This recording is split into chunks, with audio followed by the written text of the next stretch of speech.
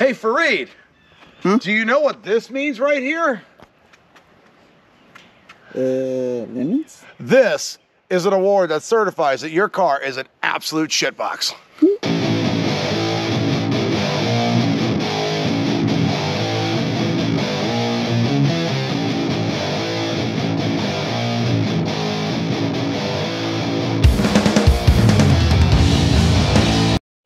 Hi, my name's Adam and welcome to my car channel, and what we have before us today are not cars, they're motorcycles, because we have those here too.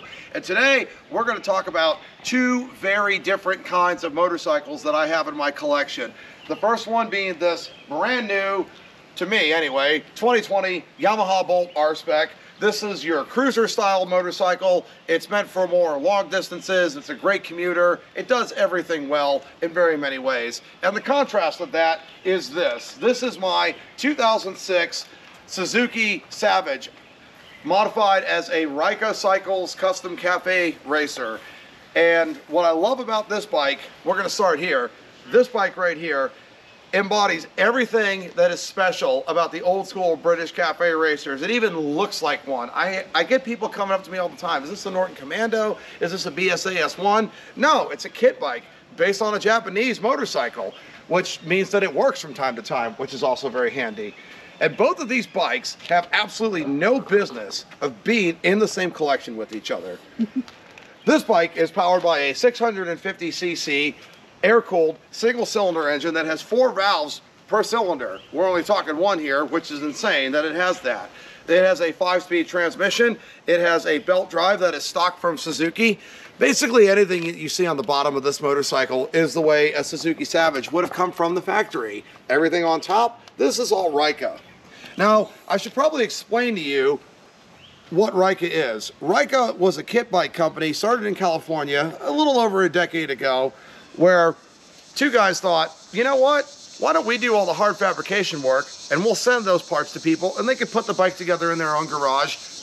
Therefore, anybody who could turn a wrench could have a custom bike. Sounded like a really good idea. Unfortunately, must not have worked because they sold that line of their business off a couple of years ago, and I have yet to find another one of these in the flesh. And people who know what this bike is, when they see it on the road, they're just flabbergasted because for some reason, this is a rare motorcycle. And it gets all the attention and all the looks wherever I go. This bike does two things, and only two things very well. It looks pretty, and it goes around corners. That's it. You do not want to be on this bike all day. It's hard, it's rough, it's brutal, it's unforgiving. It's very, very old school in its design. And it was kind of intended that way because a lot of cheap Japanese motorcycles, they've been in production for 40 or 50 years, and this one is absolutely no exception. And for the most part, it does ride like a Savage. But with the bigger wheels and the skinny tires on the back of this thing, I can beat anybody into a corner like a Mini Cooper at Silverstone, basically. I don't care who has got more power than me. I will beat you into a corner and out of a corner with this bike, hands down, every day. Now let's move over here to this bike, which is technically the newest vehicle I own. This is a 2020 Yamaha Bolt R-Spec finished off in that beautiful satin silver. And I just got this about a month ago. It's a recent acquisition in my collection. Basically why I bought this for me, I rented one of these in Seattle last year and had about 4 days and 800 miles to spend with it in the mountains of northern Washington, and it was just an absolute treat to live with. This is a cruiser bike that will go anywhere you want it to go. There is no on-road situation that this bike is not willing to do and willing to do well. It's like having a mate with you on a road trip, just a good friend.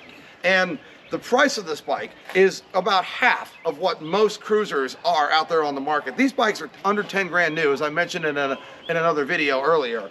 This one, I only bought it, had 700 miles on it when I bought it. I guess somebody just didn't want it after a while. Most bikes rarely get used, but I use mine all the time.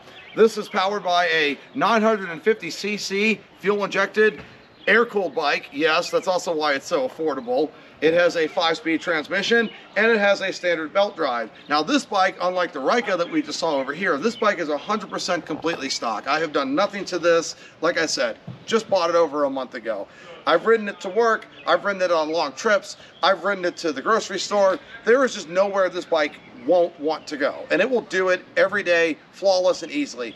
This bike is just an absolute dream to ride. That being said, this is what I want to be on every day, quite frankly, because this bike is so exciting. This bike has just enough power to let you have a little bit of fun, but not get into trouble. It's basically a Mazda Miata on 2 wheels, is what this bike is. And it will just put a massive smile on your face everywhere you go, and everywhere I've taken this bike, people are just flabbergasted with it.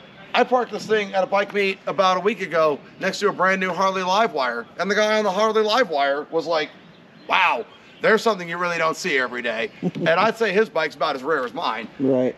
You know, these are 2 very different motorcycles. They have no earthly business being in the same collection with each other. But that's the great thing about motorcycles, folks. Nobody really cares what you ride or how you ride. It's just if you ride. And you could have a pretty mundane, normal cruiser like this, or you could have a little kit cafe racer like this that, unlike the British bikes that it's based off of, actually starts once in a while because the Japanese built it. And they built this one as well. It's really, I would always tell people who are new riders, you kind of want something small like this, low displacement, not a lot of power. This bike, for example, it's only 35 horsepower, but it's got some torque behind it, especially down on the low end, so it'll get out of its own way. This bike, on the other hand, this bike's 65 horsepower, 65 foot-pounds of torque. It's about 1-to-1. It's balanced right. It's quiet. It's simple. It's easy. This is the bike you want to live with, but this is the bike you actually want to ride, if that makes any sense. Well, you take that one to shows, you ride that one in the mountains. Pretty much. That's exactly what I do. So this bike has pretty much been going to bike shows and bike events.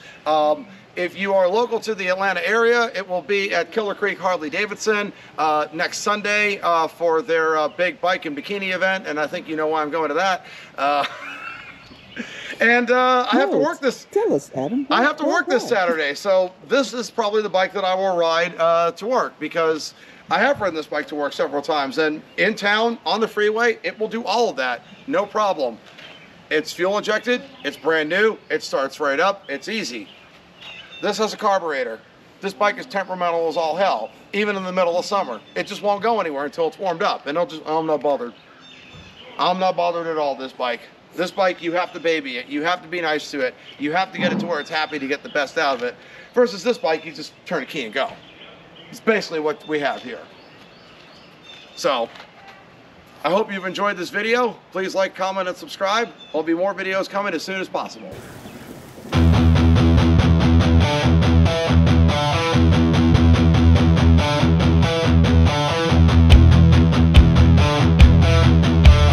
When we say low overhead, we fucking mean it.